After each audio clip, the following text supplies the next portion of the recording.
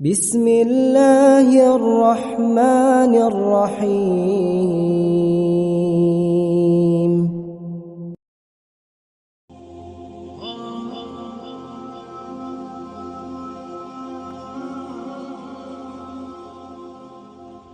جس آدمی میں حوصلہ پیدا ہو جائے نا، ساری دنیا اسی کی ہے، اس کا سب سے گزارا ہو جاتا ہے۔ وہ میرے کارواں ہے۔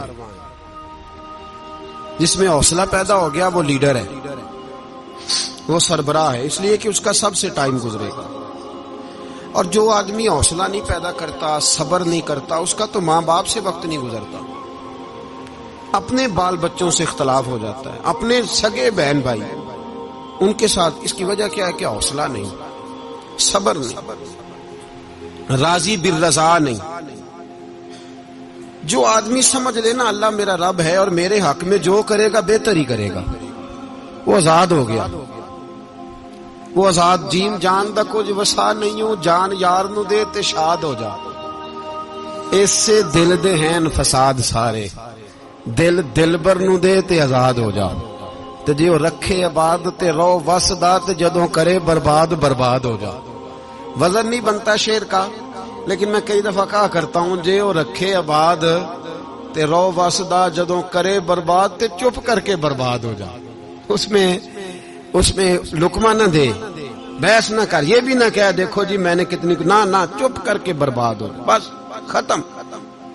اور ایک شاعر نے بڑی زبردست بات کہی تھی، نے کمال کر دیا۔ شعر سمجھ میں آ گیا تب بھی ٹھیک ہے، نہ بھی آیا تو شعر پھر بھی بڑا ٹھیک ہے، شعر پھر بھی بڑا ٹھیک ہے۔ اس نے کہا تھا، تو اگر عشق میں برباد نہیں ہو سکتا تو جا، پھر تجھے کوئی سبق یاد نہیں ہو سکتا، پھر تو ناکام ہے زندگی میں، پھر تو الف بے بھی نہیں یاد ہوگا۔ تو اگر عشق میں برباد نہیں ہو سکتا تو جا، پھر تجھے کوئی سبق یاد نہیں ہو سکتا، پھر تو فارغ ہے۔ تو عزیزو یاد رکھو، صبر، حوصلہ، دانائی، یہ آپ کو بڑا کرے گی۔ میرے رسول پاک صلی اللہ تعالی علیہ وسلم کو اللہ نے سمندروں سے بڑا حوصلہ عطا فرمایا تھا، سمندروں سے بڑا، سمندروں سے بڑا۔ مشکل ہوتا ہے بیٹی کے قاتل سے صلح کرنا، بڑا مشکل ہوتا ہے، بڑا مشکل ہوتا ہے کانٹے بچھانے والوں کے رستوں میں پھول بچھانا۔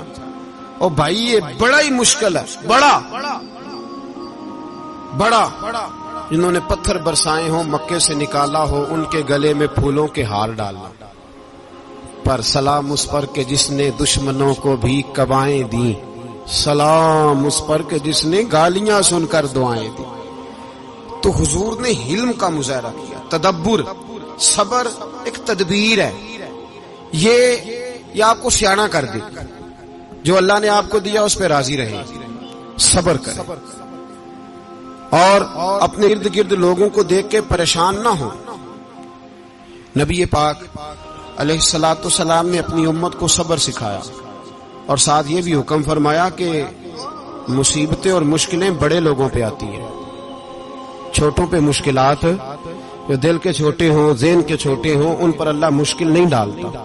ایک صحابی نے کہا، یا رسول اللہ صلی اللہ علیہ وسلم، سب سے زیادہ مشکلات کن پہ آتی ہیں؟ تو حضور نے فرمایا نبیوں پہ۔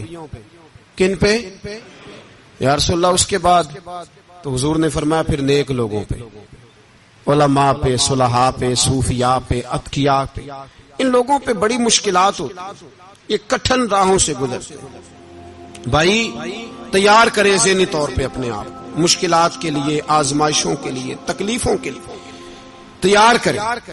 جب آپ تیار رہیں گے پھر آنے والی مشکل آسانی سے گزر جائے گی، اور جب کہیں گے پتہ نہیں کیا ہوگا، حوصلہ چھوڑ جائیں گے، پھر معاملہ خراب ہوگا۔ دلیر رہیں۔ نبی پاک صلی اللہ علیہ وسلم کے مدینے آنے سے پہلے ایک شخص تھا، عبداللہ بن ابی سلول اس کا نام تھا۔ تو مدینے والے لوگ اس کو اپنا پیشوا مانتے تھے، اوس بھی خزرج بھی، اس کی تاج پوشی بھی کی، بڑی اس کی منتا تھی۔ جب حضور آ گئے تو اس کا کاروبار بند ہو گیا۔ اب لوگ یہ نہیں سمجھتے کہ میں غلط ہوں، لوگ کسی کے مفادات کو ٹھیس پہنچتی ہے تو مخالفت کرنے لگ جاتا ہے۔ اب اس کے حالات جب خراب ہوئے تو اس نے پتہ کیا کیا، جھوٹ موٹ کا کلمہ پڑھ لیا۔ سمجھ آ رہی ہے باتوں؟ جھوٹ موٹ کا، اور منافقوں کا ایک ٹولہ اس نے تیار کر لیا جس کا قرآن مجید نے سورہ منافقون میں ذکر کیا۔ ایک جنگ کا موقع تھا، نبی پاک صلی اللہ علیہ وسلم تشریف لے گئے تو عبداللہ بن ابی سلول بھی چلا گیا۔ حضرت عمر فاروق رضی اللہ تعالیٰ عنہ کے ایک غلام تھے، وہ پانی لینے کنویں پہ گئے۔ ادھر سے انصار میں سے، چونکہ حضرت عمر کے غلام مہاجر تھے، انصار میں سے ایک شخص پانی لینے پہلے سے آیا ہوا تھا۔ پانی بھرنے میں کوئی اختلاف ہو گیا، جھگڑا ہو گیا، مار کٹائی تک نوبت آ گئی۔ حضرت عمر کے غلام نے کچھ چیز مار دی، اس شخص کو زخمی ہو گیا۔ اس نے پکارا، عبداللہ بن ابی سلول نے سمجھا کہ موقع اچھا ہے، دوڑا ہوا آیا اور آ کر اس نے کہا، انصار مدینہ بھاگ کے آؤ، جلدی آؤ، اور بڑے غلط جملے استعمال کیے۔ کہنے لگا اگر ان لوگوں کو تم اپنا بچا کچا کھانے کو نہ دیتے مہاجروں کو تو آج یہ تمہارے سر پہ نہ بیٹھتے۔ معاذ اللہ، ایسی باتوں پہ کہا کریں، بولے یہ روزمرہ کی گفتگو میں عادت بنائیں، کوئی ایسی بات کرنی ہو تو معاذ اللہ استغفر اللہ کہہ کے کرنی چاہیے۔ اس نے کہا کہ معاذ اللہ اب ان کو بچا کچا نہ دیں تو یہ ہمارے سر پہ نہ بیٹھتے۔ شور کیا اس نے۔ ہمارے ہاں بھی سیانے بندے پنچایت کے لوگ وہ کہتے ہیں تو اس برادری کے بچے سے ہی مار کھا ہے، پتہ ہی نہیں چلا، جا اسے مار کے آ، سر پھاڑا، یہ کار پھوڑ دے اس کا سر، اور دیکھ میں دیکھ لوں گا بعد میں جو ہوگا۔ یہ عقل مند لوگوں کے مشورے نہیں، یہ جاہل لوگوں کے مشورے۔ ناراض نہ ہونا، پر یہ نبی پاک صلی اللہ علیہ وسلم نے فرمایا ہے، حضور کا فرمان ہے۔ یہ کن لوگوں کا کام ہے؟ بول کے بتائیں، بول کے۔ پڑھے لکھے سیانے بندے اس طرح کے مشورے یہ بالکل نہیں دیتے، جاہلوں کا کام۔ پکارا، مہاجر سارے اکٹھے ہو گئے، انصار سارے آ گئے، اور جب انصار آئے تو مہاجرین کو بھی پکارا، مہاجر بھی آ گئے۔ اب وہ گتھم گتھا ہونے لگے تو کسی نے جا کے محبوب پاک کے کان میں کہا، یا رسول اللہ وہاں تو مہاجر انصار لڑنے لگے، وہ پرانی لڑائیاں پھر سے جاگ گئی ہیں۔ نبی پاک تشریف لائے، حضور نے وہاں لفظ بیان کیے، فرمایا یہ تم نے کیا جاہلوں جیسا کام شروع کیا ہوا ہے؟ یہ کون سا کام ہے؟ اللہ کرے ہم سب اس کام سے باز آ جائے، آمین تو کہنا۔ اور تو اس برادری دے منڈے کوئی مار کھائے، برادری کیا ہوتی ہے؟ برادری تو تعارف کے لیے، اونچ نیچ کہاں سے آ گئی؟ کہا میرے رسول پاک علیہ الصلوۃ والسلام نے فرمایا تم جاہلوں جیسے کام کر رہے ہو۔ صلح کرائی، بات رفع دفع کرائی، لوگ چلے گئے، معاملہ ٹھنڈا ہو گیا۔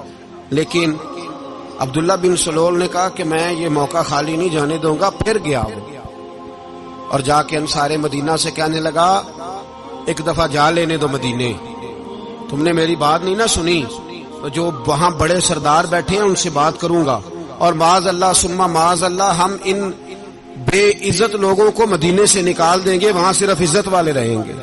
یہ غلط جملے اس نے ادا کیے جس کو قرآن پاک نے سورہ منافقون میں بیان فرمایا ہے۔ اس نے یہ بات کی، ایک صحابی تھے حضرت زید رضی اللہ تعالیٰ عنہ، وہ سن رہے تھے، آ کے عرض کی یا رسول اللہ صلی اللہ علیہ وسلم، عبداللہ بن ابی سلول تو اس طرح کہہ رہا ہے کہ مدینے جا کے عزت والے دوسروں کو نکال دیں گے، اور تم اگر اپنا بچہ انہیں نہ دیتے تو معاذ اللہ آج یہ ایسا نہ کرتے۔ حضرت عمر نے بھی سن لیا، حضرت عمر نے بات سن لی، تلوار نکالی اور دوڑے۔ حضور نے بازو پکڑا، فرمایا کدھر جا رہے ہو؟ کہا یا رسول اللہ اگر آج سزا نہ دی تو کل اور بات بھی کرے گا، اور اگر آج ایک قتل ہو گیا تو باقی سیانے بن جائیں گے۔ یا رسول اللہ مجھے چھوڑے، میں ماروں گا۔ حضور نے فرمایا عمر چپ کر، وہ جھوٹ موٹ کا کلمہ پڑتا ہے، لوگ کہیں گے کہ محمد ابن عبداللہ نے اپنے ساتھی مارنے شروع کر دیے، چپ کر، حوصلہ کر، صبر کر، دلیری کر۔ حضرت عمر کہتے ہیں میری حضور کے کہنے پر میں ٹھہر تو گیا، پر وہ میرے اندر جو آگ لگی ہوئی تھی ٹھنڈی نہیں ہو رہی۔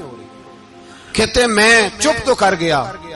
نبی پاک علیہ الصلوۃ والسلام نے پوچھا عبداللہ بن ابی سلول سے، تو نے یہ کہا ہے؟ کہنے لگا حاشا وکلا، میں نے بات ہی نہیں کی نا۔ اب لوگ کہنے لگے کہ زید تو نوجوان ہے تو یہ بوڑھا آدمی ہے، چلو صحیح کہتا ہوگا۔ حضور بھی خاموش ہو گئے۔ اللہ پاک نے قرآن مجید نازل فرما دیا، فرمایا اللہ نے سن لی ان کی بات جنہوں نے یہ کہا ہے، اور پھر لفظ بڑے حسین ہے، فرمایا یہ کہتے ہیں ہم عزت والے ہیں؟ نہیں، وللہ العزت ولرسولہ وللمؤمنین، فرمایا عزت تو اللہ کے پاس ہے، اللہ کے رسول کے پاس ہے، اور عزت تو مومنوں کے پاس ہے، مومنین کے پاس عزت ہے۔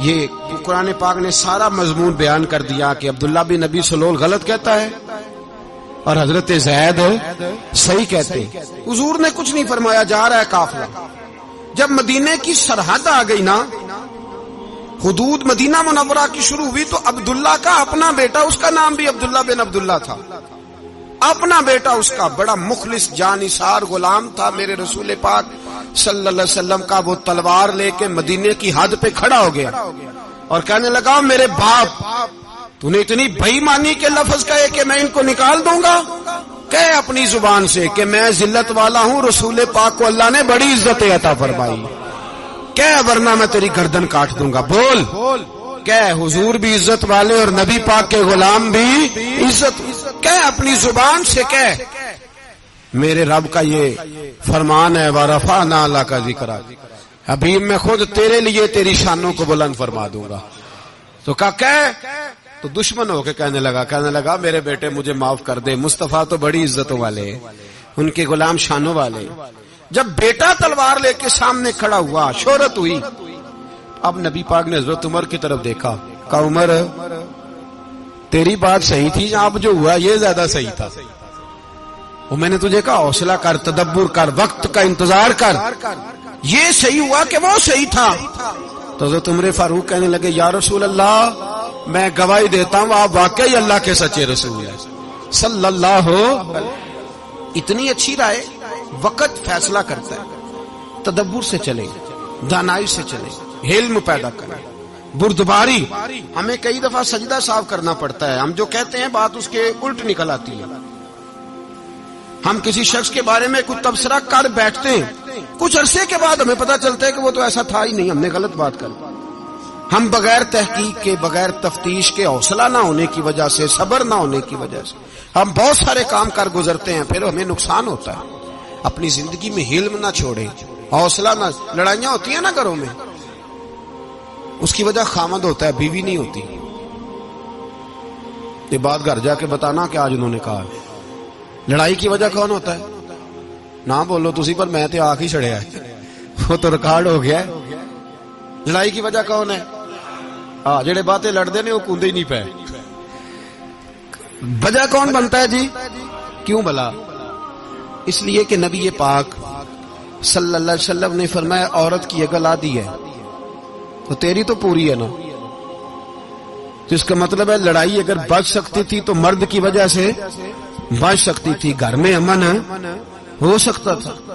کہتے ہیں جی بڑی بیوقوف ہے میری سنتی نہیں، تو میں نے کہا جو اس سے بحث کر رہا ہے وہ سیانا ہے، بولیں جو بحث کر رہا ہے وہ عقل مند ہے؟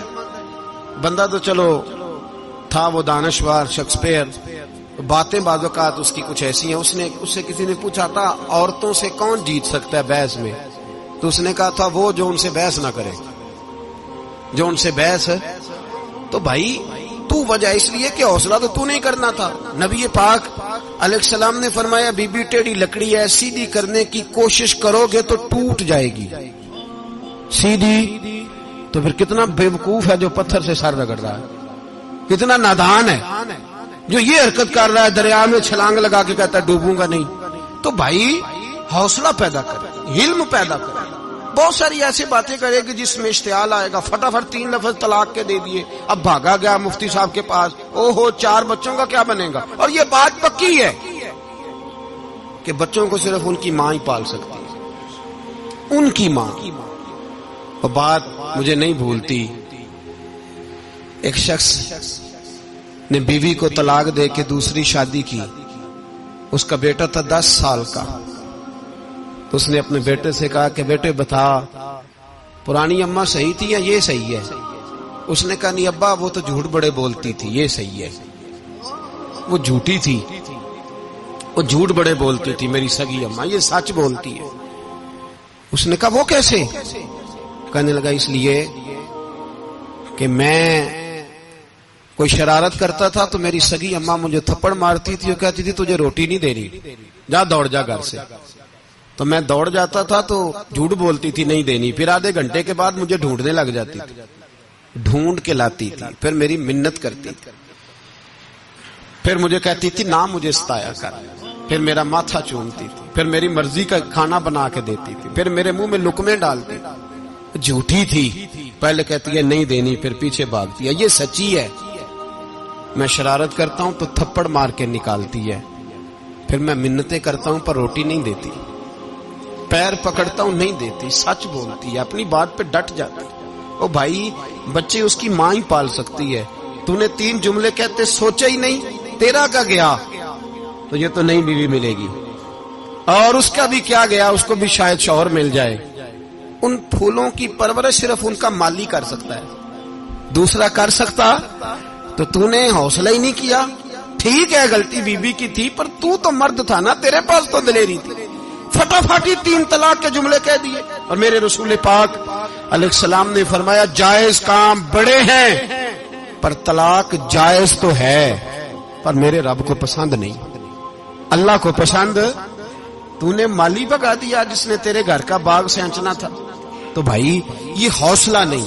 درجنوں طلاقیں، 20 کیس، اور ابھی وہ شادی کے پورے کپڑے نہیں پہنے تو طلاق پہلے. اس کی وجہ یہ کہ حوصلہ نہیں، صبر نہیں، رضا نہیں. ہم احساس نہیں کرتے. اگر تو یہ سمجھ جائے کہ بس اللہ نے جو میرے لیے بہتر سمجھا مجھے دے دیا، صحیح ہے، میری آزمائش ہے، کیا ہے، کچھ ہے، جو اس نے بہتر سمجھا مجھے اس نے، پھر تو سکھی ہو جائے، تیرے لیے جینا آسان ہو جائے، پھر تو بہت ساری پریشانیوں سے، آزمائشوں سے دور ہو جائے. میرے نبی پاک علیہ السلام نے ہمیں حوصلہ کرنے کا حکم دیا، دلیری. 2-3 سال شاید پچھلے سال یا اس سے پچھلے سال حج کے موقع پہ نا، ہمارے پاکستان میں تو بڑے بڑے انوکھے واقعات ہوتے ہیں. سننے سے کیا، میں کہتا ہوں وہ عبرت کے لیے ہوتے ہیں. جعلی ویزے لگوا دیے حج کے کسی ایجنٹ نے، اللہ کے مہمانوں کو بھی لوگ لوٹ لیتے ہیں. معاذ جعلی ویزے لگوا دیے. اور مزے کی بات یہ ہے کہ پاکستانی ایئرپورٹ سے گزر بھی گئے وہ ویزے والے، اور احرام باندھے لوگ جدے پہنچ گئے. 4 آدمی تھے، انہوں نے ویزا دیکھا تو کہا نکلی، آپ کو واپس جانا پڑے گا. اگلی فلائٹ سے وہ لوگ واپس آئے. آپ مجھے بتائیے ان کی جب وہ چھوٹے چھوٹے کلپ آئے، میڈیا نے ان کی باتیں سنی تو ان کے آنسو نہیں تھمتے تھے. ایک آدمی احرام باندھ کے گیا ہے، معمولی سمجھتے ہیں آپ؟ میرے جیسا غریب آدمی کبھی اس نے ارادہ کیا اور مدینے جانے کا لیٹ ہو جائے تو کلیجہ پھٹنے کو آتا ہے. کچھ مجبوریاں پیروں میں آ جائے، نہ جا سکے تو پتہ نہیں کتنی توبہ کرنے کو دل کرتا ہے کہ کہیں غلطی تو نہیں ہو گئی، کوئی ایسی بات تو نہیں نکل گئی. یقین کریں طبیعت پریشان ہو جاتی، یار کوئی ایسا کام تو نہیں ہوگا جس کی وجہ سے یہ بات ہوئی. 4 آدمی لوٹ آئے، حالات خراب ہو گئے، لوگ رو رو کے قصے سناتے تھے. لیکن میرے رسول پاک علیہ السلام کا حوصلہ دیکھو. حضور کعبے کا بھی کعبہ، حضور مالک، حرم کے مالک مطلق، جن کے صدقے اللہ نے کعبہ کو بیت اللہ بنایا. حاجیو آؤ شہنشاہ کا روضہ دیکھو، کعبہ تو دیکھ چکے، اب کعبے کا بھی کعبہ دیکھو. حضور 1400 صحابہ کو لے کے گئے عمرہ کرنے. مقام حدیبیہ پر پہنچے تو کافروں نے روک لیا، ہم عمرہ نہیں کرتے. تو اور میں خادم اور جو وارث و مالک ہیں 1400 صحابہ، ہم نہیں عمرہ کرنے دیتے، واپس جائیے. صلح لکھی جا رہی ہے. صلح کی شرطیں کیا ہیں؟ مکے سے کوئی آدمی غلطی سے بھی مدینے چلا گیا، مکے کا آدمی، تو مسلمان اگر ان کے ظلم سے تنگ آ کے، مکی مسلمان کافروں کے ظلم سے تنگ آ کے مدینے چلا گیا تو مدینے والے واپس کریں گے. اور اگر مدینے سے کوئی شخص غلطی سے بھی مکے چلا گیا تو مکے والے واپس نہیں کریں گے. اتنی سخت شرائط. حضرت عمر غصے سے کانپنے لگے، صحابہ پریشان ہیں، پر میرے رسول پاک نے صبر دکھایا، حوصلہ، تدبر. یہ تدبیر ہے، صبر ایک بہترین تدبیر ہے. اگر کوئی اپنائے تو بہترین طریقہ ہے. حضور نے فرمایا ہمیں منظور ہے، صلح کرو. اور اتنا سخت حکم ہے، کہنے لگے 1400 احرام والے واپس جائیں، بعد میں آنا، اس وقت نہیں عمرہ کرنے دیں گے. میرے نبی پاک علیہ السلام مجھے بتاؤ، مجھے اور آپ کو دکھ ہوتا ہے تیاری ہو تو پروگرام رہ جائے، تو اگر احرام باندھا ہو اور اللہ کے رسول نے بندھوایا ہو تو حضور واپس لوٹنے لگے تو کتنی تکلیف کی بات ہے۔ حضور نے فرمایا چلو آئندہ آئیں گے۔ معاہدہ لکھا جا رہا ہے، حضرت علی معاہدہ لکھ رہے ہیں، لکھو محمد الرسول اللہ صلی اللہ علیہ محمد الرسول اللہ صلی اللہ علیہ وسلم اور قریش مکہ کے بیچ معاہدہ۔ یہ تحریر لکھی جا رہی تھی تو ابو سفیان بول پڑا، کہنے لگا جی ہم محمد الرسول اللہ نہیں لکھنے دیں گے معاذ اللہ، یہی تو ہمارا جھگڑا ہے۔ اگر آپ کو رسول اللہ مان لیا تو پیچھے رہ کیا گیا، محمد ابن عبداللہ لکھے۔ حضور نے حضرت علی سے فرمایا رسول اللہ کاٹ کے محمد ابن عبداللہ لکھو۔ حضرت علی لکھ رہے تھے، محمد رسول اللہ لکھا تھا، فرمایا رسول اللہ کاٹ کے محمد ابن عبداللہ لکھو۔ تو حضرت علی کہنے لگے حضور مجھے یہ لفظ کاٹنا نہیں آتا، حضور مجھے یہ لفظ کاٹنا۔ کسی صحابی نے اعتراض نہیں کیا کہ لکھنا آتا تھا، کہا مجھے کاٹنا۔ حضور نے دوبارہ کہا علی کاٹ دو۔ کہا یا رسول اللہ مجھے یہ لفظ کاٹنا نہیں آتا۔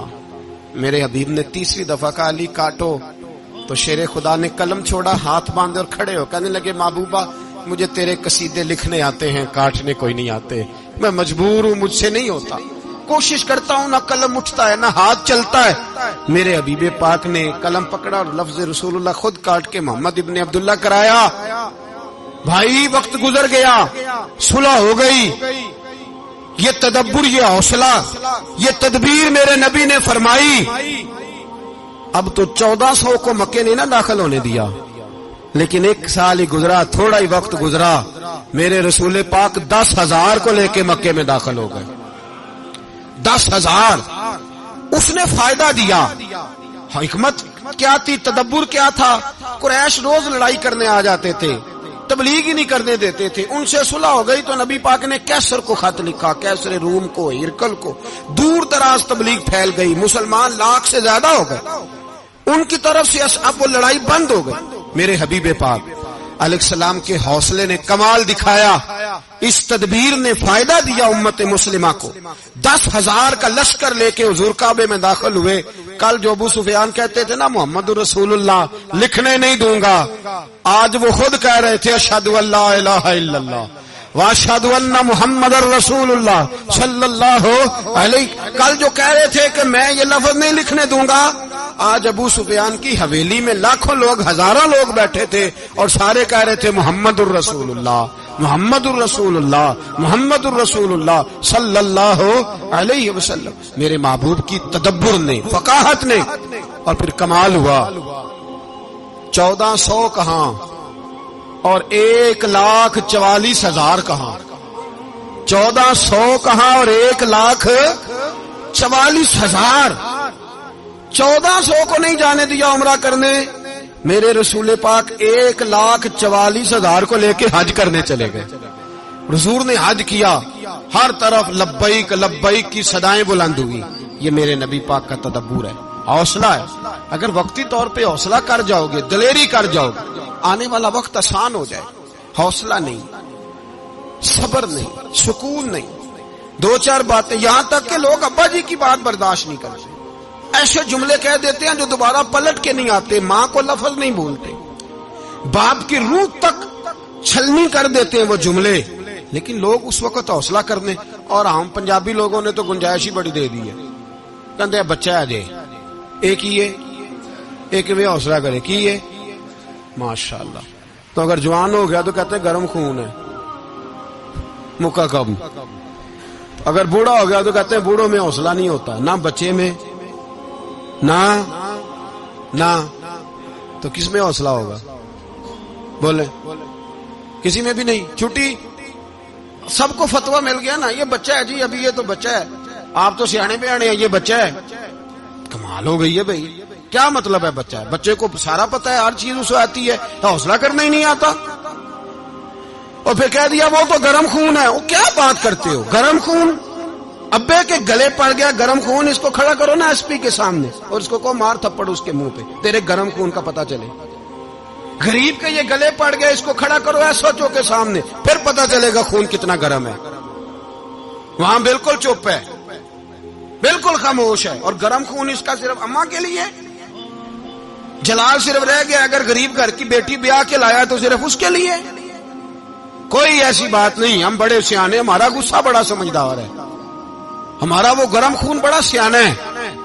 وہ جہاں دیکھتا ہے کہ معاملہ ہلکا ہے تو وہاں وہ گرم خون جلال میں, اور جہاں دیکھتا ہے کہ سامنے والا تگڑا ہے تو وہاں وہ گرم خون فوراً ٹھنڈا ہو جاتا ہے. حوصلہ پیدا کریں. زندگی حوصلے مند لوگ جیتے. جو حوصلے مند نہیں ہوتے وہ تو زندگی کا ایک سال لطف سے نہیں جی پاتے. حوصلہ کریں, مسکرائیں. میرے نبی پاک صلی اللہ تعالی علیہ وسلم نے نا عثمان بن طلحہ کعبے کی چابی ان کے پاس ہوتی تھی, تو حضور نے ایک دن فرمایا عثمان.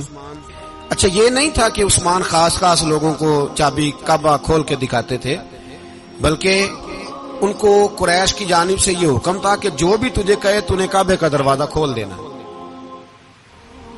نبی پاک علیہ الصلوۃ والسلام نے نا ہجرت سے 2-4 دن پہلے کہا کہ عثمان ذرا چابی دو, میں نے کعبہ اندر سے دیکھنا ہے. بڑے ٹھنڈے دل سے ذرا سننا, ادھر دیکھو میری طرف, ادھر دیکھیے گا ذرا میرے بھائی.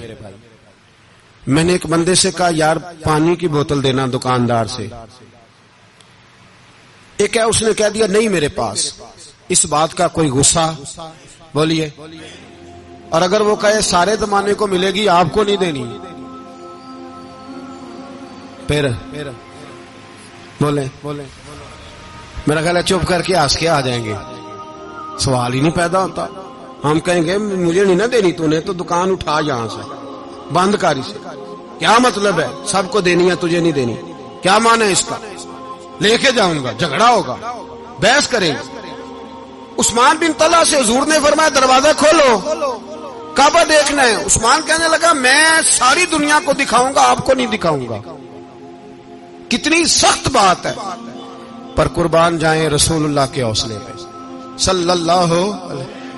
عثمان کہتے ہیں میں نے یہ بات کی تو نبی پاک مسکرانے لگے, اور میں اچھا نہیں دینی. تو حضور نے نا مسکرا کے اور میری کمر پہ تھپکی دی, فرمایا اچھا یاد رکھنا یہ چابی میں تجھ سے لے لوں گا, اور جس کو میرا دل کرے گا میں اس کو دوں گا. عثمان کہتے ہیں روز رات کو نبی پاک کے یہ جملے میرے کانوں میں گونجتے تھے کہ حضور نے فرمایا. کہتے ہیں جس دن پتا چلا نا نبی پاک 10,000 کا لشکر لے کے آ رہے ہیں, تو ابو سفیان میٹنگیں کر رہے تھے, مکے کے سارے سردار تیاری کر رہے تھے, اور میرے کانوں میں ایک ہی لفظ تھا کہ حضور نے فرمایا میں چابی لے لوں گا, پھر جس کو میں چاہوں گا اسے دوں گا. عثمان کہتے ہیں حد ہو گئی, وقت گزر گیا. حضور آ گئے, طواف فرمایا, اور طواف کے بعد میرے نبی پاک علیہ السلام نے فرمایا بلاؤ نا ذرا عثمان کو. عثمان کہتے ہیں میں چابی لے کے آیا تو دوسرا جملہ کوئی نہیں.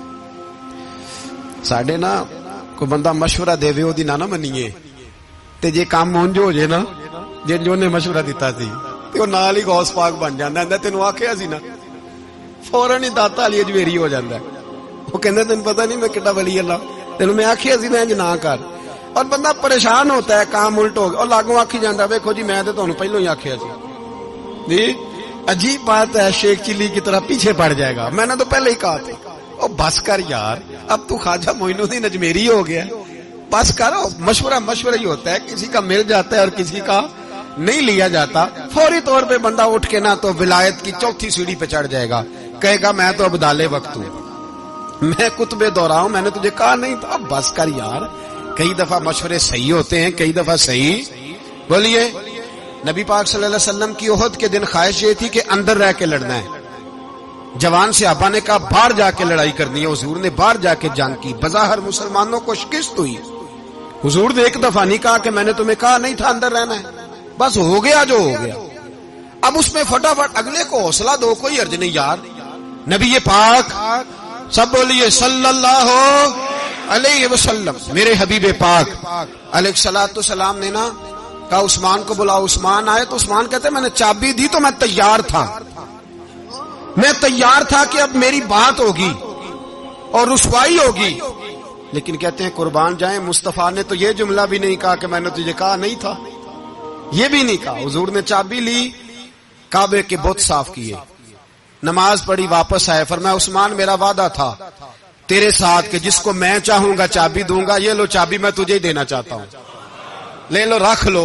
عثمان کہتے ہیں وہ چابی نہیں میرے طرف آ رہی تھی، میری طرف ایمان آ رہا تھا، وہ چابی نہیں آ رہی، ایمان آ رہا تھا میری جانب۔ کہتے ہیں میرے ہاتھوں میں چابی آئی اور میری زبان پہ کلمہ توحید جاری ہو گیا۔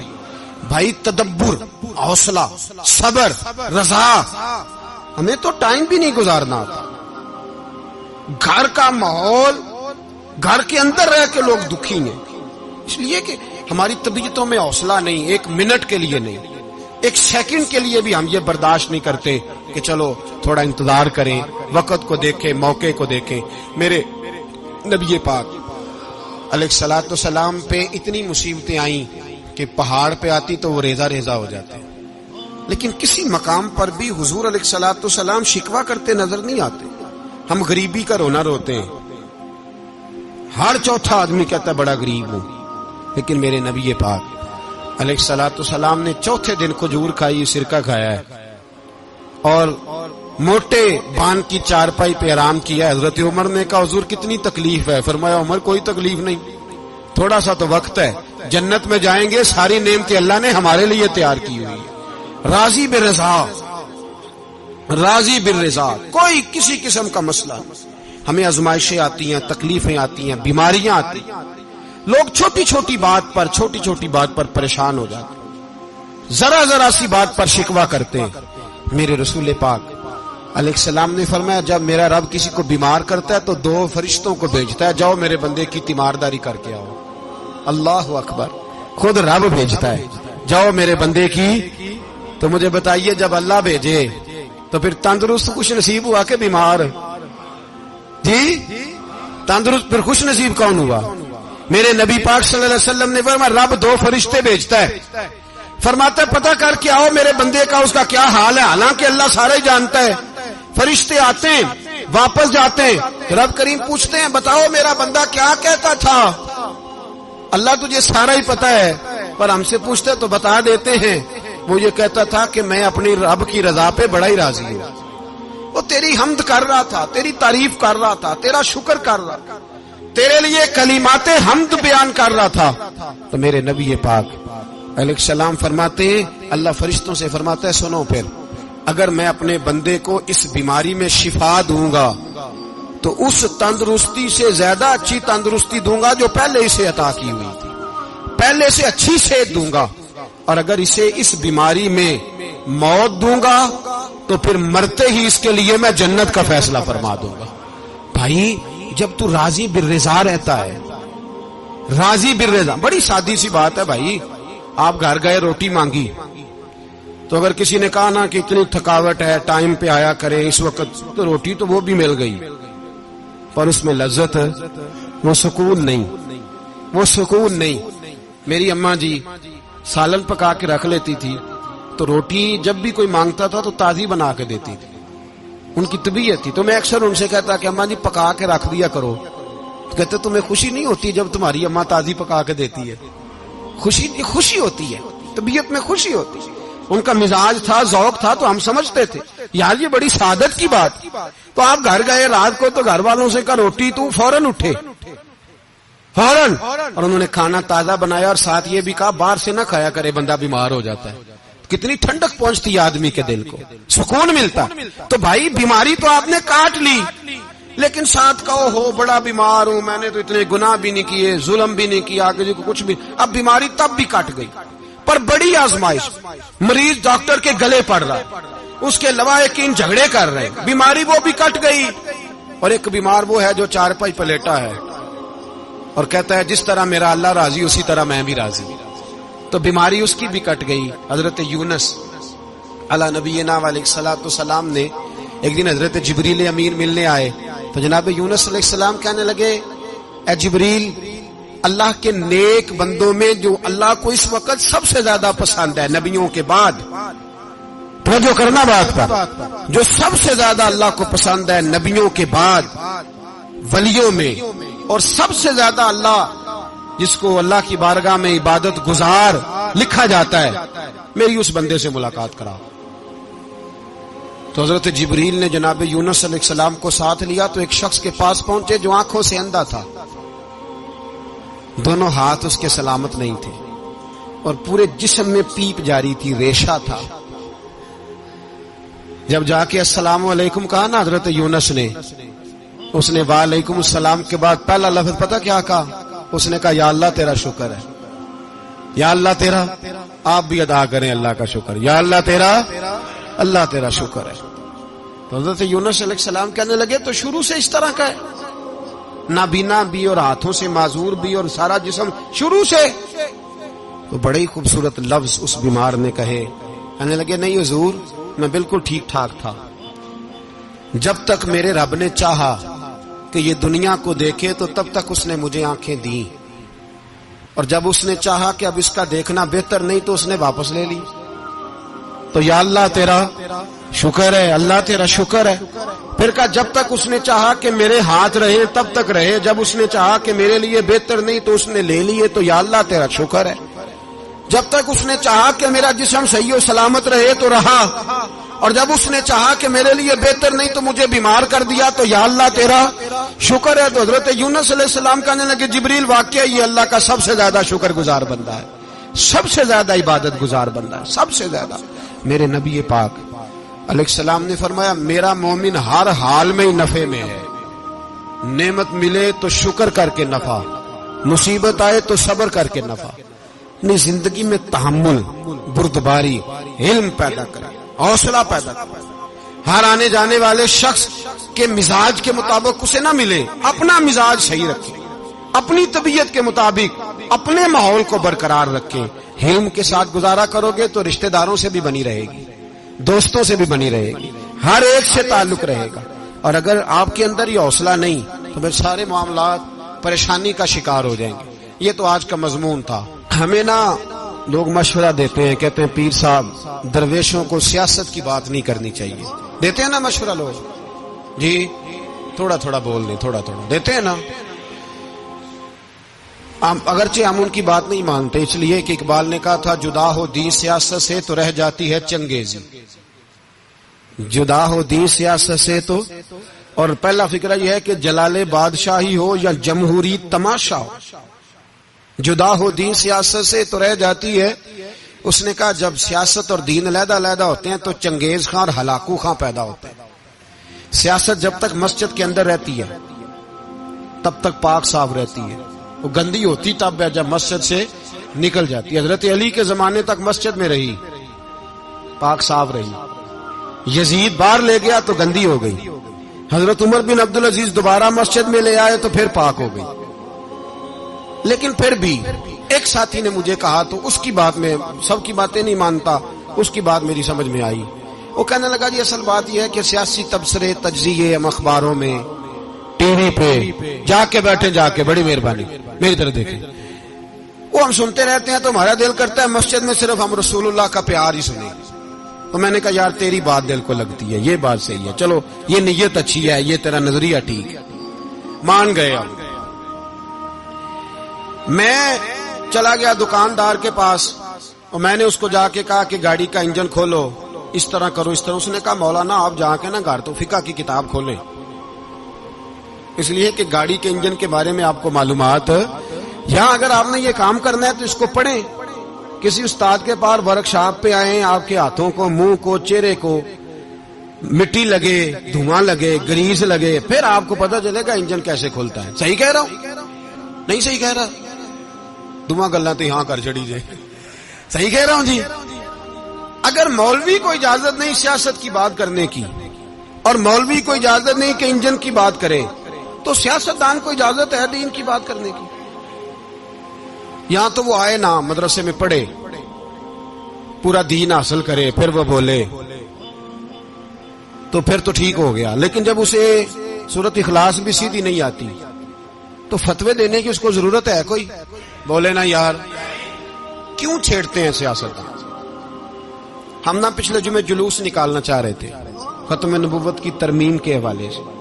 हुकूमत वक्त ने कहा कि हम वापस लेते हैं, तो मेरे बहुत सारे दोस्तों ने कहा जी निकालना चाहिए। इन्होंने किया क्यों? मैंने कहा यार लोगों को भी परेशान नहीं करना चाहते, हमारी अपनी सड़कें हैं, किसी को बस ठीक है, उन्होंने वापस ले ली तो बात खत्म हो गई, हम मान गए।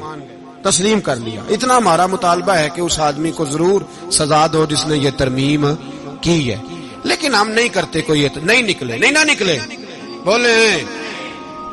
تو وزیر قانون صاحب کو کیا مصیبت بنی ہوئی ہے نیا فتویٰ دینے کی؟ کہ ہے کوئی شوق انہیں دینا چاہیے فتویٰ؟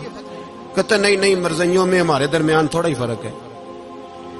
مجھے یوں لگتا ہے کہ یہ جان بوجھ کر کوئی نہ کوئی ایسی شرارت کرتے ہیں جس سے لوگ اشتعال میں رہیں. جان بوجھ. حلم, حوصلہ, صبر ذات کے بارے میں تو ہے, لیکن اگر کوئی رسول پاک کی بے ادبی کرے تو پھر حوصلے کی بات ہے ہی نہیں. پھر تو جہاد کی بات ہے.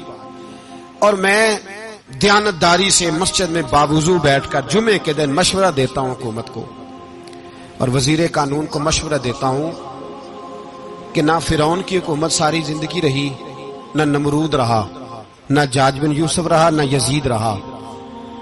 اور یار درباری بن کے حکمرانوں کی چاپلوسی کرتے کرتے تم یہاں تک آ گئے ہو کہ اب نبی پاک کی عزت کو ہاتھ ڈالنا شروع کر دیا ہے.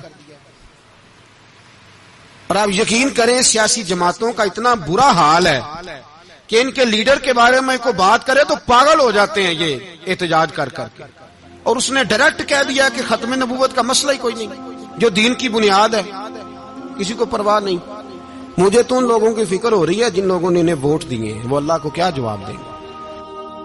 اور یہ اللہ ماشاءاللہ ساری سیاسی جماعتیں اس طرح کی. اور میرا وزیر قانون صاحب کو بھی مشورہ ہے کہ زندگی بڑی تھوڑی ہے, بڑی تھوڑی. اللہ سب کو معاف کرتا ہے, اپنے رسول کے غداروں کو معاف نہیں کرتا. اور یہاں تمہاری گاڑیوں پہ جھنڈے لگے ہوئے ہیں, وہاں بھی تمہارے جھنڈے لگیں گے, پر اس لیے لگیں گے کہ یہ غدار ہیں ناموس رسالت کے. یہ جھنڈے لگیں گے. شرم کرو اور ڈر جاؤ, بس کر دو. تمہارے منہ میں اب دانت پورے نہیں رہے. کوئی شوگر کا مریض ہے تو کوئی بلڈ پریشر کا, تو کوئی ہارٹ کا, تو کوئی کینسر کا. شرم کرو اور اپنی قبر کی بھی تھوڑی سی فکر کرو. بتاؤ پاکستان کے کتنے صدر گزرے, وزیر اعظم گزرے, تو ان کی قبریں کہاں ہیں؟ کوئی جاتا ہے ان کی قبروں پہ؟ کسی کو خبر ہے؟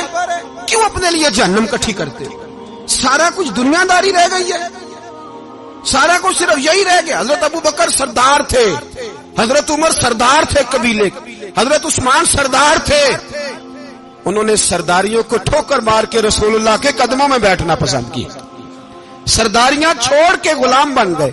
تم سرداریاں بچانے کے لیے رسول اللہ کی غداری کرتے ہو, شرم نہیں آتی؟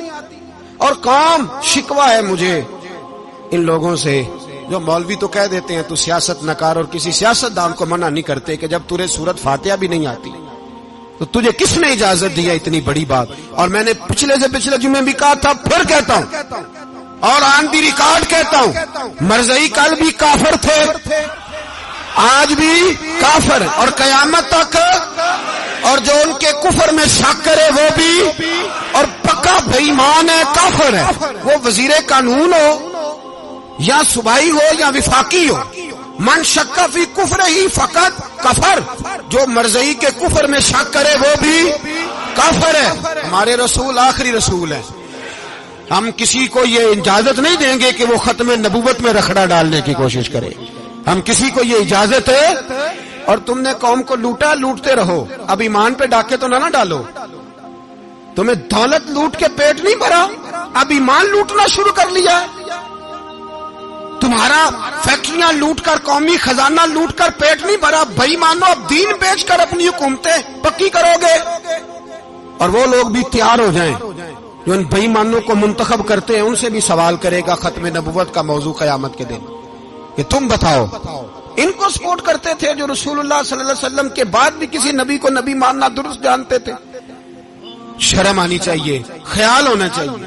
اور میں نے کہا کہ ہمارا دل نہیں چاہتا, آپ یقین کریں. ہمیں شوق ہے جلوس نکالنے کا, تمہارے خلاف باتیں کرنے کا.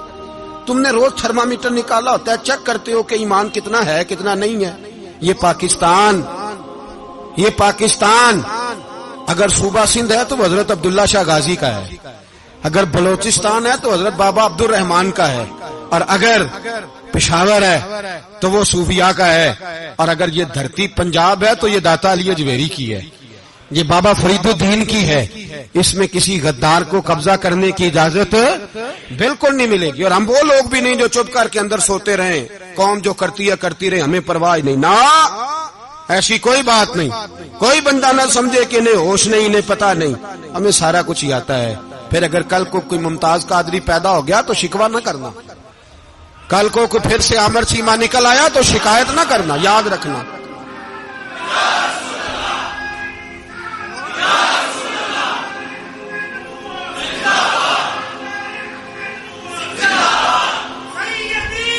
تو میرے بھائی کھول کے بولے یا نبی رسول کے وہ صلی اللہ. تو یہ مشورہ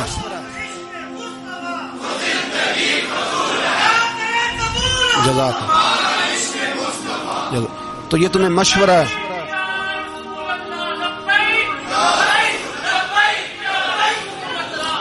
میری بات سنیں، یاد رکھیں، یہ لوگ بعد میں پچھتاتے ہیں، پھر مناظرے کراتے پھرتے ہیں، اس نے صحیح کیا کہ غلط کیا، پھر انہیں ہوش آتی ہے بعد میں، پھر ان کے ہواری نکل نکل کے میدانوں میں دلیلیں دیتے ہیں. اس لیے ہمارا مشورہ ہے انہیں کہ یہ اپنی حد میں رہیں، اور جو کام تمہارے ذمہ، میں نے کہا نا تم نے بڑا لوٹا، یہ قوم روز تمہیں موقع دیتی ہے لوٹنے کا، یہ موقع دیتی ہے، تو تم نے دولت لوٹ کے پیٹ نہیں بھرے، اب ایمان لوٹنے کے چکر میں آ گئے ہو. یاد رکھو، مسلمان گناہگار ہیں، غدار نہیں ہیں. تمہیں دولت لوٹنے کا تو شاید موقع مل گیا ہے، پر ایمان لوٹنے کا موقع نہیں ملے گا. تو اس لیے اس کو لگام دو.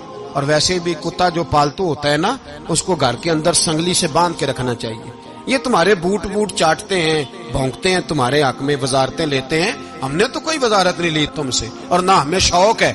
اس لیے کہ ممبری کیا کرنی ہے جس کو ممبر رسول عطا کر دیا جائے، اس نے کیا کرنی ہے یہ ممبریاں جس کو پکا پکا ممبر رسول دے دیا جائے. تو اس لیے اس سے باہر آؤ. میں نے کہا بڑے بڑے نمرود، فرعون، قارون دفن ہے، تمہارا بھی نام تک نہیں ہوگا، بالکل نام نہیں ہوگا. اس لیے ہمارا مشورہ، اور آپ لوگ بھی آئے نا یہ اگلے سال، تو ان کو کھڑا کر کے پوچھ لینا، اسلامی جمہوریہ پاکستان کا تم نے ایم پی ایم نے بننا ہے، پہلا کلمہ ہی صحیح سنا دو. چلو خدا کا واسطہ یہی بتا دو کہ تمہیں نماز بھی ڈھب سے آتی ہے کہ نہیں. اور آپ کی موج ہے، آپ بٹھا لیتے ہیں سر پہ، کیا کریں، سمجھانے والے مفت گناہگار ہو گئے اور بہکانے والے سب تمہارے یار ہو گئے. اس لیے یہ چھیڑتے ہیں جان بوجھ کے.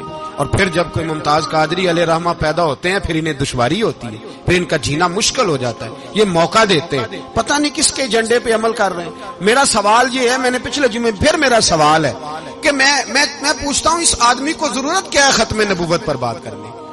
جب امت مسلمہ کے متفق کا فیصلہ ہے کہ مرزائی کافر، اسمبلی نے بل پاس کر دیا کہ مرزائی، ان کو اقلیت قرار دے دیا، اور جب سے وہ اقلیت بنے، نہ ہم نے ان کی عبادت گاہ جلائی، نہ ہم نے ان کو قبروں سے نکالا، نہ ہم نے، بس ٹھیک ہے جیسے عیسائی رہتے ہیں، یہودی سے کس ملک میں رہتے ہیں وہ بھی رہیں، اقلیت بن کے رہے، کوئی اعتراض. پر تم انہیں کھینچ کے کیوں قریب کرتے ہو؟ تمہارا کیا جرانہ ہے ان کے ساتھ؟ بتاؤ تو صحیح. ان لوگوں سے ان کو چاہیے اپنے منہ میں لگام ڈالیں، اور اگر نہیں ڈالیں گے پھر انشاءاللہ ڈالی جائے گی، اور بڑی تگڑی ڈلے گی، اور پھر ایسی ڈلے گی. سلمان تاثیر جب مرا تھا نا تو 5-5 لاکھ روپیہ مولویوں کو آفر کی جنازہ پڑھاؤ، 5-5 لاکھ روپیہ چھوٹے چھوٹے مولویوں کو. اور داتا صاحب کی مسجد کے خطیب بھی صوبائی جو تھے، وہ خطیب تھے، ملازم تھے، انہوں نے کہا کہ ایمان نہیں بیچنا، نکالنا نوکری سے تو نکال دو. اور بادشاہی مسجد کا مولوی جس کا پتہ ہی نہیں چلتا، کبھی کدھر چلا جاتا ہے کبھی کدھر، یہاں تو وہ بھی کھڑا ہو گیا، اس نے کہا نا ایمان نہیں بیچنا. گورنر ہاؤس کی مسجد کا امام کہنے لگا کہ بخشا جانا نہ جانا یہ تو رحمت الہی کا معاملہ ہے، پر اتنا گندا جنازہ نہیں پڑھنا، اتنا گندا جنازہ نہیں ہم پڑھیں گے.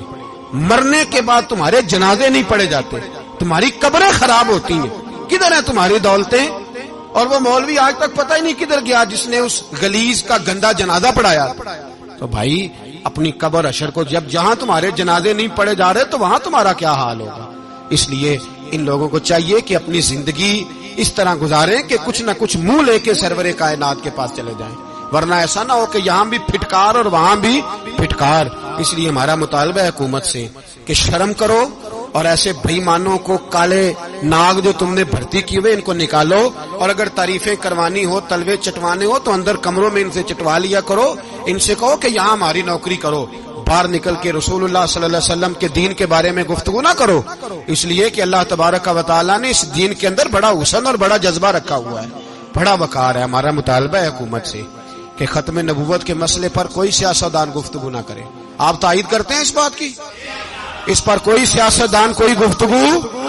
ہمارے پاس بڑے تماشے ہیں سیاست کرنے کو، باقی تماشوں پہ سیاست کرو، یہ رسول اللہ کی ناموس کا معاملہ ہے، یہ چھیڑنے کی تمہیں اجازت؟ مجھے سمجھ نہیں آتی یار، جب بات ختم ہو گئی، اسمبلی نے بل واپس لے لیا، تو صوبائی وزیر قانون کو آخر تکلیف کیا ہے؟ آپ کے پاس جواب ہے کوئی اس بات کا؟ یہ بات ختم ہو گئی، ہم نے جلوس نہیں نکالنا، چھوڑ دیا، خاموش ہو گئے، علماء نے میٹنگیں بلائی تھی کینسل کر دی، ٹھیک ہے جی بات، اب دوبارہ سے کیوں چھیڑتے ہو؟ پھر کہتے ہیں احتجاج ہوتا ہے، شور ہوتا ہے، تم خود ایسی حرکتیں کرتے ہو جس سے افراتفری پیدا ہوتی ہے۔ یہ ملک رسول اللہ کے نام پہ بنا ہے، اور قیامت تک یہاں وہی ہوگا جو میرے رسول پاک صلی اللہ علیہ وسلم کی رضا ہوگی، اور نبی پاک کے قانون کے خلاف کوئی قانون یہاں چل سکتا؟ اللہ ہمیں سمجھنے کی توفیق عطا فرمائے۔